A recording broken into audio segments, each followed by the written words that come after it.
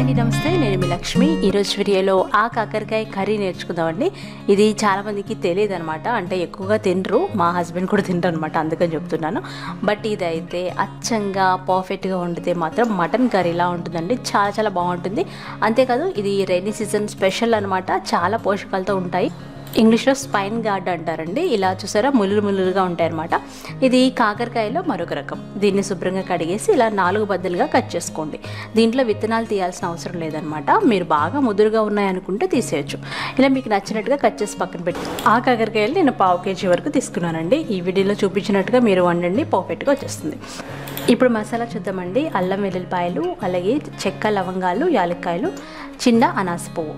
అనాస పువ్వులో సగం తీసుకుని సరిపోతుంది, ఎందుకంటే ఇక్కడ మనం 1/2 kg వరకే ఆ కాకరకాయలు తీసుకున్నాం అనమాట. అలాగే 1 టేబుల్ స్పూన్ వరకు ధనియాలు కూడా తీసుకోవాలి. వీటన్నిటిని మీరు మిక్సీ జార్లో కూడా వేసుకోవచ్చు, వేయించాల్సిన అవసరం లేదండి. ఇలా చిన్న రోట్లో కూడా వేసుకొని దంచుకోవచ్చు. అప్పటికప్పుడు దంచితే మాత్రం టేస్ట్ చాలా బాగుంటుంది, అందుకని నేను ఇలా దంచుతున్నాను అనమాట. తర్వాత పొయ్యి మీద పెనం పెట్టి అందులో 4 టేబుల్ స్పూన్లు నూనె వేడిన తర్వాత 1 టీ స్పూన్ జీలకర్ర వేసి, ఆ తర్వాత మనం కట్ చేసుకున్న ఒక ఉల్లిపాయ, 4 పచ్చిమిరపకాయలు వేసుకొని వేయించుకోవాలి.